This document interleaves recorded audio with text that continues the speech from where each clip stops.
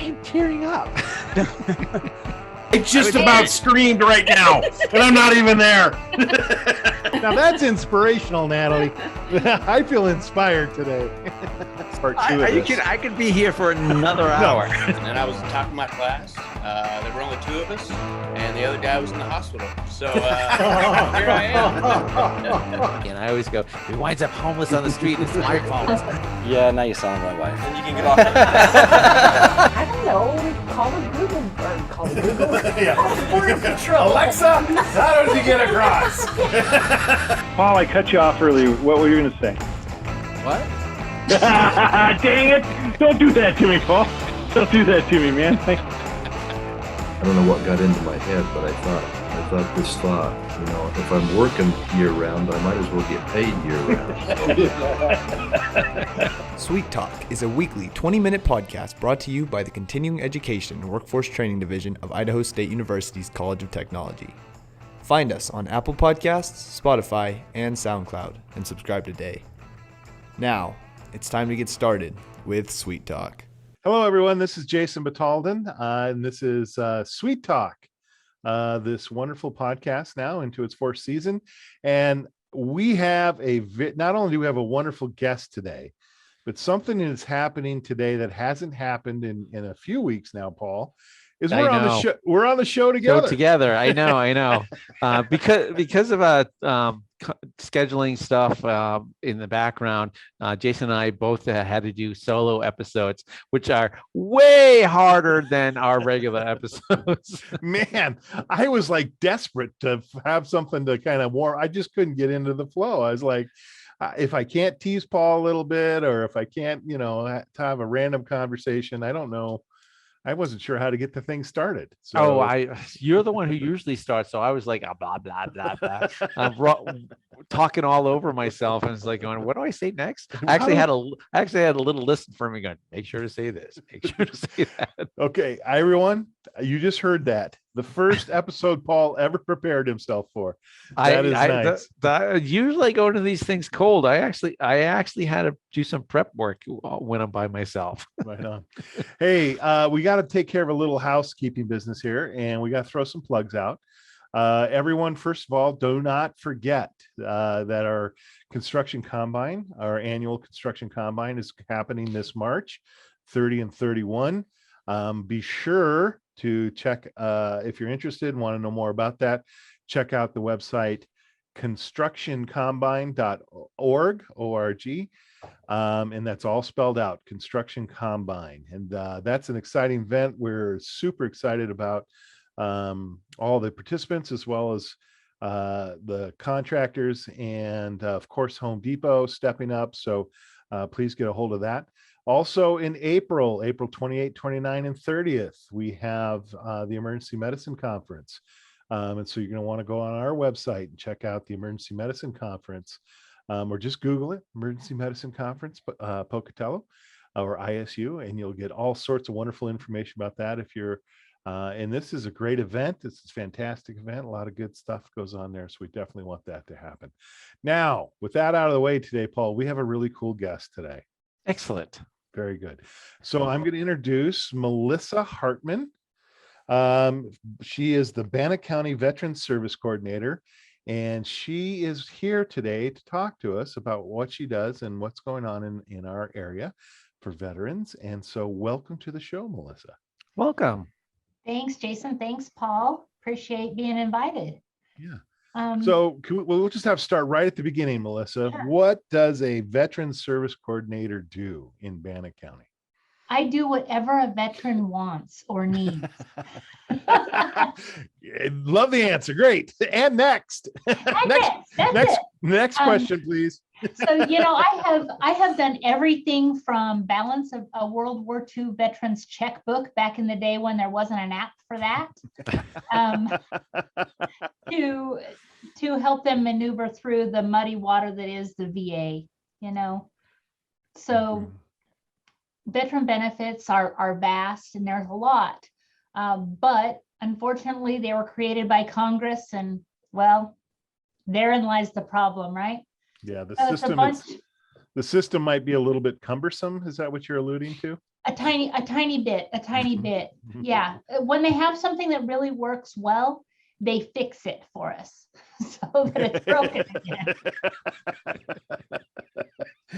Oh, that I love that. That is Yeah. great. Yeah.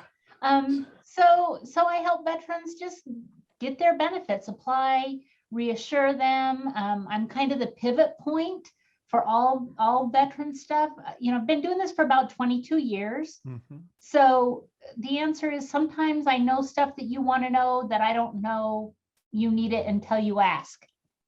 Does that make sense? No, it does. No. I mean, does. I imagine that when someone is discharged from military service and they're, out in the world, they might not be aware of everything that they can get for benefits, and they might not even know where to start as far as benefits that are available to them. Absolutely, Paul. That's probably one of the things that the Department of Defense has tried to fix. And they do offer programs. They're called TAP classes. So they're like transitional assistance program. So when a veteran's getting ready to discharge, they'll go through a TAP class. So if you can imagine having all of your benefits thrown at you at once, knowing that you're about to get out, you don't retain any of that. And even worse, if we have a veteran who just came home from a deployment and they've been gone for 12 months and their wife's on the other side of the room and they're getting all of this stuff, they're not paying attention to anything at all that's being said, because they just want to get home. They just want to be done. Right. So Absolutely. So 22 years you've been on the job. So I imagine no wonder you've probably had to do a little bit of it, just about everything in order to assist veterans. But I guess my question is, was this just, if you don't mind sharing a little bit, how did you get started doing this? Are you yourself a veteran, or do you have special connection, or was like, well, this seems like a good thing to do, or where did you how did fall this into happen? Well, I'm saying at some point you must be there 22 years. You fell in love with the job, if I can assume that. So was it right from the beginning, or did you have to learn it? It's interesting because when I first started in veteran world, I actually worked for the state in the Veterans Advocacy Office. And our office was based at the Veterans Nursing Home here in Pocatello. Mm-hmm. And you know what? You just don't work there without falling in love. There you go. Absolutely don't. And I would spend my lunch breaks playing cards with people who had made history. Can you imagine playing pinochle with history makers? It was cool. Amazing. Very good. I like that you played pinochle. Nobody plays that anymore. Hey, I've played I it know how to play before. pinochle. I've played it before. I gave Jack to someone and he nearly killed me. So a lot of people go to your organization to find out what benefits are available to them. But before we started the podcast, you mentioned your office is at the university here at Idaho State University. So I would imagine a lot of interaction is people looking for their educational benefits. Well, so that's interesting, right? How does the county end up at the university? Yes. So the county, it's no secret, the county has had space issues. And so in about 2012, when ISU created their veteran sanctuary, I don't know if you remember that process. So I was part of it. And in that process, I started doing an outreach here at the university to help veterans get their education benefits and get everything lined out and help them with their other things. But here on campus, you guys have an incredible tool. His name is Kerry Larson. He's incredible. It makes it so I don't really have to know the education stuff so much anymore because Kerry's the greatest at it. Mm-hmm. But what had happened was when the county realized that they needed space for me and the university was just developing the veteran sanctuary, the president wanted to talk to the commissioners about how they could go about hiring someone like me here at the university to help veterans. And I think the commissioners were a little worried that I would move from the county to the state. And they said, hey, you know what? We got this great idea. and the president and the commissioners at the time got together, and they did a plan where I would have a space at the university that would be my full-time spot. And in return for the space, I would see any student at ISU regardless of what county they lived in.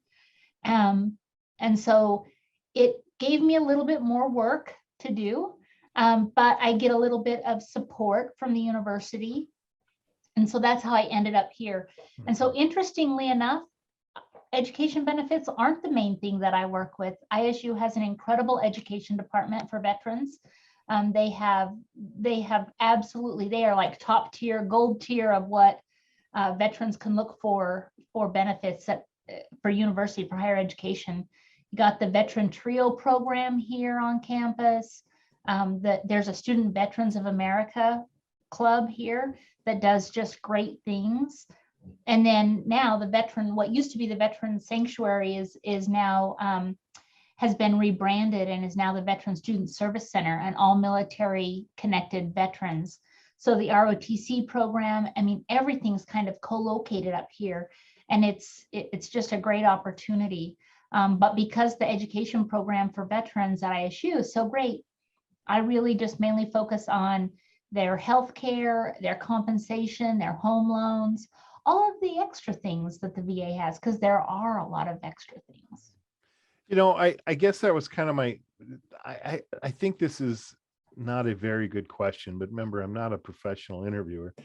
But in 22 years on the job, are the needs of the veterans over that 22 years, have the needs of the veterans when they come out changed? Are you seeing different types of needs, or is it pretty much the same thing?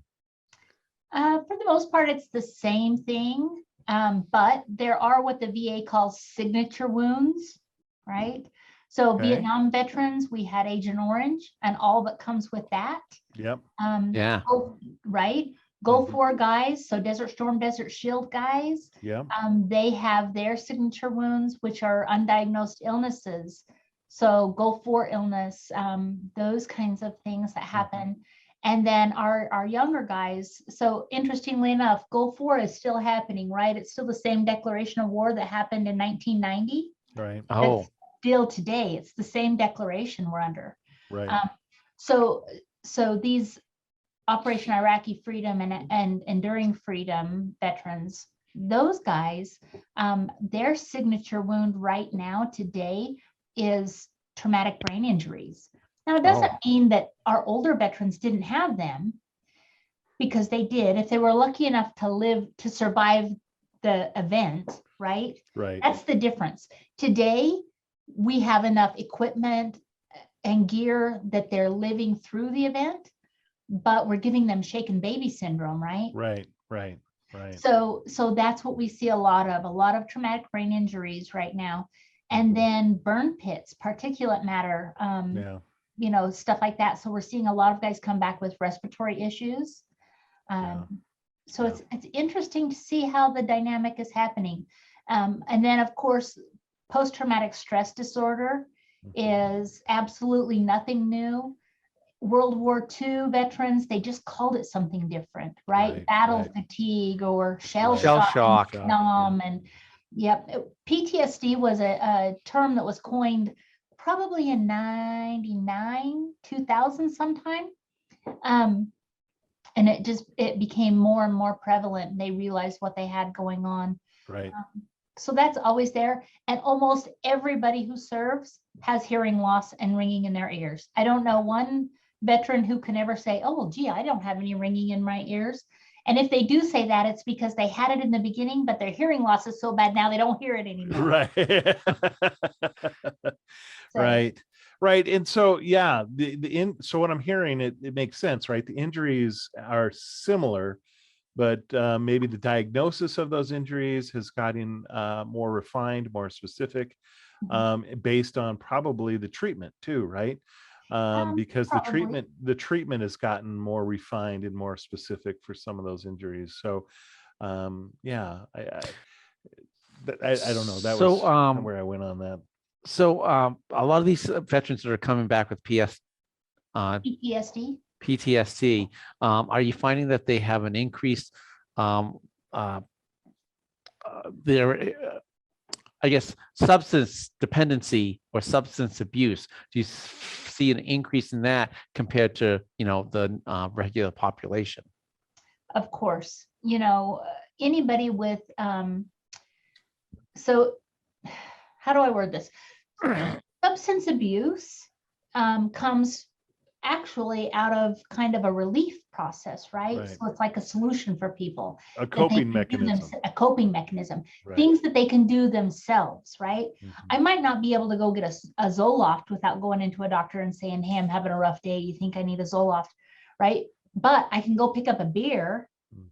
I can numb that. Mhm. Well, what happens is it works, right? Right. Right. It works until it doesn't work anymore. Right. And when that substance abuse converts itself from a very casual, gosh, I had a bad day, I'll have a glass of wine with dinner and maybe leave a half a glass sitting on the table, converts to, I'm having that glass, I'm finishing everybody else's drink at the table, I'm going home to my 2 bottles there.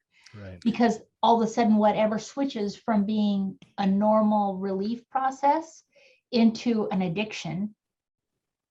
Now that process isn't any different for anybody in the country, right? Regardless of what your situation is. If you're gonna have an addiction, that's gonna happen. Right. The difference is a veteran might drink for that relief. So they're more likely to drink for that relief because it works until it doesn't.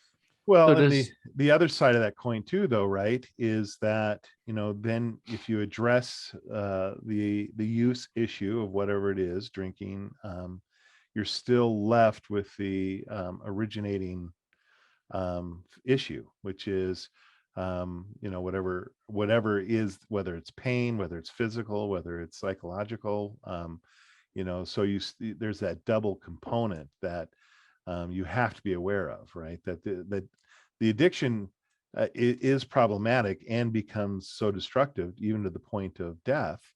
Oh, absolutely. But Jason. so I'm not minimizing that, but the truth of the matter is you still have the underlying precipitating issues that have to be addressed, even if you are able to work through some of the addiction stuff. So absolutely, Jason. it's a double. Things. Yeah, So it's co-occurring, correct. So, and I would imagine that, people, veterans suffering from PTSD who also have a substance abuse also now are having trouble finding or maintaining gainful employment as well. Some can, if their condition has increased to that severity. I mean, ideally, the goal is that we capture them early enough that we can kind of slow that process, right? Mm-hmm. So my experience being here, is much different than, because I did not serve. So, and we asked that question earlier and I failed to answer the whole question. I have not served in the military, but my husband served in the military, right? Mm-hmm. And so my experiences are different than his. He has a combat experience. So for him, if there's trash on the side of the road, that's life or death, because that's his perception. Mm-hmm. For me, if there's trash on the side of the road, I'm just thinking, man, people are pigs. Right, right. So when you take those 2 different life experiences, that's what happens. That's right, the difference. Yep. So, some of the services you provide obviously is there's the educational benefits that a veteran can get. There's also mortgage benefits. Is that correct? Sure. There's a VA home loan that veterans can be eligible for. That is really kind of beneficial to people. It controls the interest rate. So you still have to have good credit. Okay. The VA is not just going to guarantee you with bad credit score. You're not going to walk in with a 435 and go, gee, I served. Can I please get a home loan for 400 grand? That's not going to happen. They do, because the VA does guarantee a home loan, banks will go out on a limb a little bit Now, the VA says they will back a loan with a credit score of 580, but most banks, at least in our area, they're looking at a 640 minimum. Sometimes they'll go a 620 if the conditions are right. But they usually won't. I don't think I've ever heard a bank go down to a 580, but the VA would back a 580. Now, also you provide obviously the health benefits.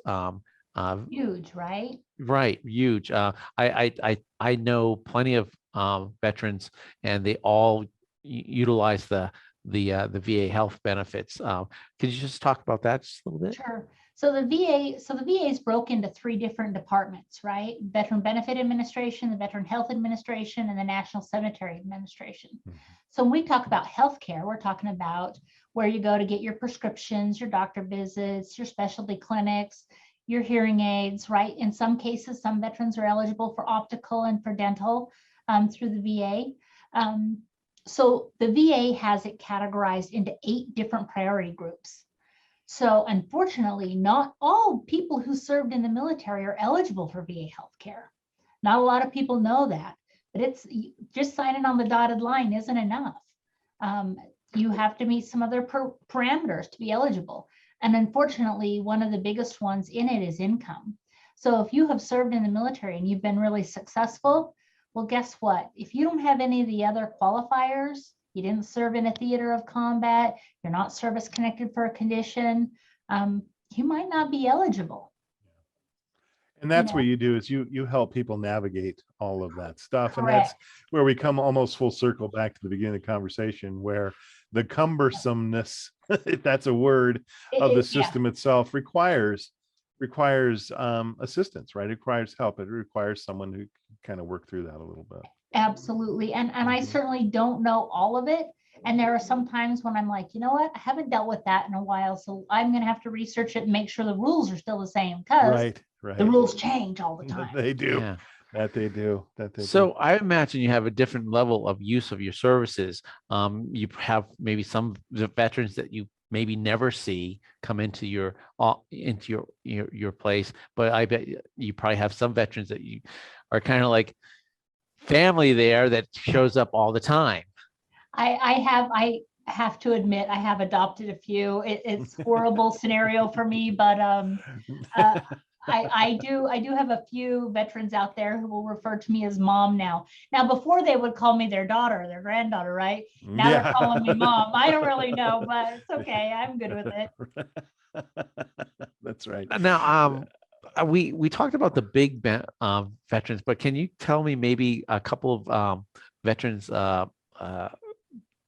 that we might not be aware of that veterans can utilize that benefits, Paul? Benefits, Benefits. veteran benefits. The 2 big things that veterans come in and ask for from the Veteran Benefit Administration. So it's different than the Veteran Health Administration, right? This is the Veteran Benefit Administration. The 2 big things that they come into my office to ask for, one is for compensation and one is for pension. So if we take the compensation piece first, that is for veterans who have a disability that was a result of their active duty military service. Okay, so they have to have a firmly diagnosed condition that's disabling today, a verifiable event while on active duty. The condition must be considered chronic in nature, and they need to have a medical opinion that connects the first 2 things together. So the diagnosis to the event, right? Right. Anything can be service connected if those 4 criteria are met. Now, the other part of that is a pension piece. It's very simple, but complicated all at the same time. Because if you're broke and you have no money, it's easy. If you have a little bit of money, then we've got a whole different scenario, right? Right on. But this pension is paid to war era veterans. So it's very specific. You have to have served during a period of war. Now, not in theater. You don't have to have gone to war. Right. You just have to, you could have been right here in Idaho serving during a period of war to be eligible for this benefit. But the challenge with it is that there are 3 tiers. There's a regular base rate, a housebound rate, and an aid and attendance rate. Well, unfortunately, some companies have found that they can market pension with aid and attendance, and they don't charge the veteran, or sometimes they do charge the veteran, and they tell them, hey, we can get you 25 grand if you serve during a period of war, you should apply. Well, it's not quite that easy, but it can be, especially if medical expenses are catastrophic. And that's usually when veterans are accessing this benefit, is when their medical expenses are through the roof. And if you're paying $60,000 a year for a nursing home, Wow.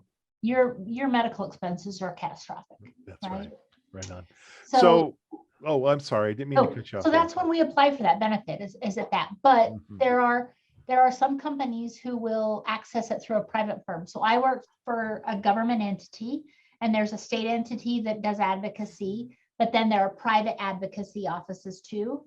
And those will charge a fee, usually like a pro bono attorney, where if you recoup some money, we'll take it off the top.